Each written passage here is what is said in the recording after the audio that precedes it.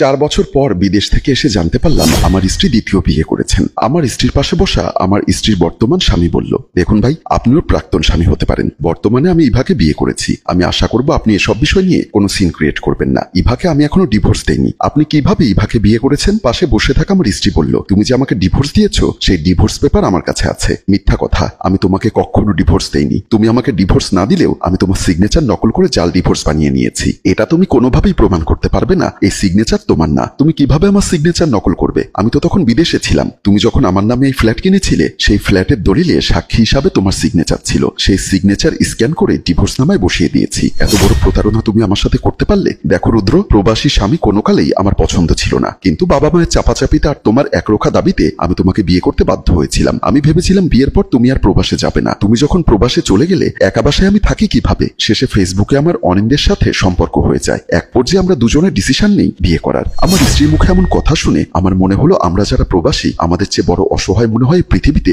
আর কেউ নেই। বউ বাচ্চার সুখের জন্য প্রবাসে হাড়ভাঙা পরিশ্রম করি। দেশের উন্নয়নে বড় ভূমিকা আমরাই রাখি, অথচ দেশে এসে আমাদের মতো কিছু প্রবাসীর স্থান হয় না। শুধু নিজেকে সংযত রেখে বললাম, তুমি যেহেতু বিয়ে করে ফেলেছো তাহলে আমার ফ্ল্যাটটা আমাকে বুঝিয়ে দিয়ে তুমি তোমার স্বামীকে নিয়ে চলে যাও। আমার কথা শুনে সাথে সাথে আমার স্ত্রীর বর্তমান স্বামী বলে উঠল, হ্যালো মিস্টার প্রবাসী, ইভা বিয়ের সময় এই ফ্ল্যাটটি আমার নামে লিখে দিয়েছে। বর্তমানে এই ফ্ল্যাটের মালিক আমি। ইভা ইচ্ছা করলেও এই ফ্ল্যাট আপনাকে ফেরত দিতে পারবে না। তাই আমি আশা করবো এখানে কোনো গ্যাঞ্জাম না করে আপনি চলে যান। না হয় দারোয়ান ডেকে আপনাকে ঘাট ধাক্কা দিয়ে বের করে দিতে আমি দ্বিধাবোধ করব না। বর্তমান স্বামীর মুখে এমন কথা শুনে ইভা বলল, রুদ্র, আমি আশা করব তুমি এক্ষুনি চলে যাবে। হাজার হোক তুমি আমার প্রাক্তন স্বামী। আমি চাই না আমার বর্তমান স্বামীর হাতে তুমি নিগৃহীত হও। বুঝতে পারলাম ওরা আমার সোজা কথায় চিরা ভেজাবে না। তাই আমি মনে মনে সিদ্ধান্ত নিলাম এই এলাকার মাতবরের কাছে যাব। আমি আর ওখানে দেরি না করে মাতবরের বাসার উদ্দেশ্যে চলে গেলাম। মাতবরের বাড়ির দরজার সামনে এসে কলিং বেল টিপলাম। ভেতর থেকে 16-17 বছরের একটা ছেলে দরজা খুলে দিল। কি চাই? মাতবর সাহেব কি বাসায় আছেন? জি আছেন। এমন সময় রুমের ভেতর থেকে ড্রয়িং রুমে বসা মাতবর সাহেব বললেন, ফাহিম, এখন আবার কে এলো রে? আমার সামনে দাঁড়িয়ে থাকা ছেলেটির নাম নিশ্চয়ই ফাহিম। সে বলল, চাচা, একজন লোক এসে আপনাকে খুঁজছে, ভেতরে নিয়ে আয়, ভেতরে আসুন। বলেই ফাহিম নামের ছেলেটি আমাকে ভেতরে নিয়ে গেল। ড্রয়িং রুমে এসে মাতবর সাহেবকে আমি সালাম দিলাম। আসসালামু আলাইকুম। ওয়ালাইকুম আসসালাম। বসুন, আপনাকে খুব চেনা চেনা লাগছে। আমি এই এলাকার মৃত মোর্শেদ সাহেবের ছেলে রুদ্র। আমার মুখে আমার বাবার নাম শুনে মাতবর সাহেব স্মরণ করতে লাগলেন, ও আচ্ছা, তুমি আমাদের মৃত মোর্শেদ সাহেবের ছেলে রুদ্র। তুমি তো বাবা প্রবাসে ছিলে, তো বিদেশ থেকে আসলে কখন? আজকে 4টার ফ্লাইটে বাংলাদেশে ল্যান্ড করেছি। বাসায় না গিয়ে আমার বাড়িতে? কোথায় যাবো চাচা? এখানে তো আমার কোনো স্থান নেই। স্থান নেই মানে? আমি যতটুকু জানি তুমি হান্নান সাহেবের বিল্ডিং থেকে একটা ফ্ল্যাট কিনেছিলে, ওখানে তোমার স্ত্রীও থাকতো। এখন কি সমস্যা? চাচা, বিদেশে যাওয়ার আগে আমি আমার স্ত্রীর নামে একটা ফ্ল্যাট কিনেছিলাম। তাকে দেশে রেখে আমি বিদেশে চলে যাই। আজ 3 বছর পর বিদেশ থেকে এসে আমি দেখলাম আমার স্ত্রী আমাকে ডিভোর্স দিয়ে অন্য একটা ছেলেকে বিয়ে করে আমার কেনা ফ্ল্যাটে বসবাস করছে। কি বলো? তারপর আমি মাতবর সাহেবকে আমার জীবনে ঘটে যাওয়া সব কথা খুলে বলতে লাগলাম। আমার স্ত্রী যে আমার সাথে এভাবে প্রতারণা করেছে সবকিছু মাতবর সাহেবকে বুঝিয়ে বললাম। আমার সব কথা শোনার পর মাতবর সাহেব একটা দীর্ঘশ্বাস ফেলে বলল, তোমার কথা শুনে যতটুকু বুঝলাম তোমার স্ত্রী তোমার সাথে অনেক বড় প্রতারণা করে ফেলেছে, কিন্তু ঘটনা সত্যি হলেও তুমি কোনোভাবেই প্রুভ করতে পারবে না ওই ফ্ল্যাট তোমার কেনা। বেশিরভাগ প্রবাসীরা এই ভুলটা করে থাকে। বিদেশে গিয়ে নিজের ব্যাংকে টাকা না রেখেই স্ত্রীর কাছে টাকা পাঠায়, আর দেশে আসলেও কোনো সম্পদ কিনলে সেটাও বউ বাচ্চার নামে ক্রয় করে, আর একটা সময় পর বিদেশ থেকে দেশে আসলে তোমার মতো পরিস্থিতির মুখোমুখি হয়। চাচা, আমি আমার স্ত্রীকে প্রচন্ড বিশ্বাস করতাম। নিজের নামে কোনো ব্যাংক অ্যাকাউন্ট খুলিনি। বিদেশে যত টাকা ইনকাম করেছি সব টাকা পাই পাই করে হিসাব করে দেশে স্ত্রীর কাছে পাঠিয়ে দিয়েছি, আর সেই স্ত্রী আমার সাথে এমন করলো বলেই আমি কান্নায় ভেঙে পড়লাম। কিছুতেই চোখের পানি ধরে রাখতে পারছিলাম না। অতীতে এত বড় ভুল কেন করলাম সেটার জন্য আজ আমি অনুতপ্ত। মাতবর সাহেব আমাকে সান্ত্বনা দিতে দিতে বললেন, আচ্ছা, আমি যতটুকু শুনেছি তুমি হালিম সাহেবের বিল্ডিং এ একটা ফ্ল্যাট কিনেছিলে। ওখানে নাকি তোমার মা, ভাই, ভাইয়ের বউ থাকতো। তুমি এখন ওখানে চলে যাও। সেটাও আর এক ইতিহাস চাচা। ওখানে আবার কি হলো? আমি প্রবাস জীবনের শুরুতে একটানা 10 বছরে প্রবাসে ছিলাম। 10 বছর পর অনেক টাকা ইনকাম করে দেশে ফিরে আসি। দেশে আসার পর কিছুদিনের ভেতর আমি একটা ফ্ল্যাট ক্রয় করি। একদিন আমি ফ্ল্যাট ক্রয় করে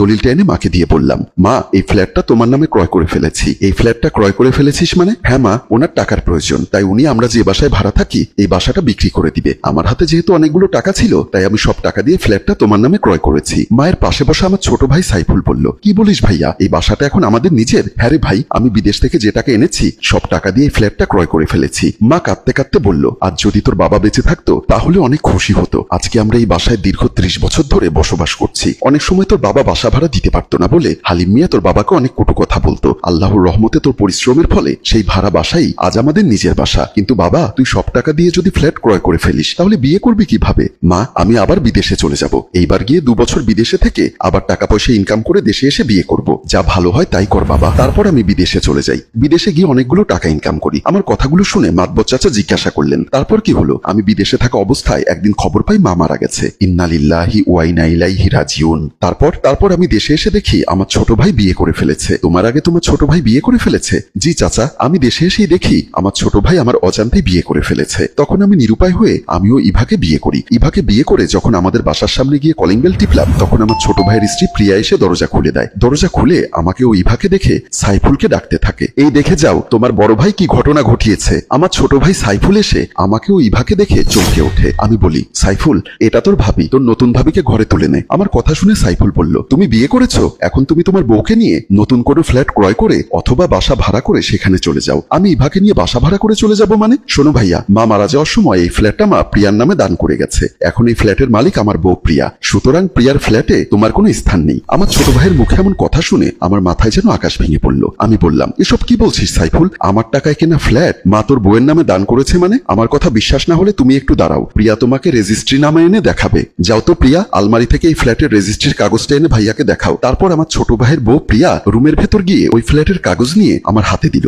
আমি পড়ে দেখলাম মা সজ্ঞানে সুস্থ মস্তিষ্কে ফ্ল্যাটটি প্রিয়ার নামে দান করে গেছে, যে ফ্ল্যাটে আমার বিন্দু পরিমাণ অধিকার নেই। শেষ পর্যন্ত নিরুপায় হয়ে ইভাকে নিয়ে আমি চলে যাই। এরপরে আমি আর ইভা একটা বাসায় কিছুদিন ভাড়া থাকি। একদিন আমার স্ত্রীর জন্মদিনে ওর জন্মদিনের উপহার হিসাবে তার নামে একটা ফ্ল্যাট ক্রয় করে দিলাম এবং সেই ফ্ল্যাটে তাকে নিয়ে বসবাস করা শুরু করি। আমার সব কথা শোনার পরে মাতবর সাহেব আবারও একটা দীর্ঘশ্বাস ছেড়ে বলল, তারপর তুমি আবারও বিদেশে চলে গেলে কেন? হ্যাঁ, যেহেতু হাতের টাকা সব সহায় সম্বল দিয়ে আমি আমার স্ত্রীর নামে ফ্ল্যাট কিনেছি, তাই হাত একেবারে খালি হয়ে গেছিল। আবারও স্ত্রীর সুখের জন্য আমি পুনরায় প্রবাস জীবন বেছে নিলাম। আর বিদেশে বেশ কিছু বছর থাকার পর আজ প্রথম দেশে এসে দেখলাম আমার স্ত্রী আমাকে ডিভোর্স দিয়ে আর একটা ছেলেকে নিয়ে সংসার করছে। এখন বলুন চাচা, আমি কোথায় যাব? কার কাছে গেলে সঠিক বিচার পাবো? না হয় আপনি বলুন আমি আবার বিদেশে চলে যাই, কারণ এই দেশ আমার না। যাদের সুখের জন্য বছরের পর বছর আমি প্রবাসে আমার সোনার জীবন অঙ্গার করে ফেলেছি, তারাই আমার সাথে এমন প্রতারণা করলো। এখন আপনি বলুন, আমি কি প্রিয় জন্মভূমি ছেড়ে চিরজীবনের জন্য প্রবাসে চলে যাব, নাকি আমার সাথে প্রতারণার উপযুক্ত বিচার পাবো? হ্যালো ভিউয়ার্স, রুদ্রের মতো অনেক মানুষ প্রবাসে যায় শুধুমাত্র বাংলাদেশের উন্নয়ন তথা দেশে মা বাবা ভাই বোন আত্মীয় স্বজনের একটু সুখের জন্য, কিন্তু তারা যদি দেশে এসে এভাবে প্রতারিত হয়, তাহলে কি কোনো মানুষ আর প্রবাসে যাওয়ার সাহস পাবে? আমাদের গল্পটি আপনাদের কেমন লেগেছে তা অবশ্যই কমেন্ট করে জানান, আর ভালো লাগলে এক্ষুনি শেয়ার করে দিয়ে আমাদের সাথেই থাকুন।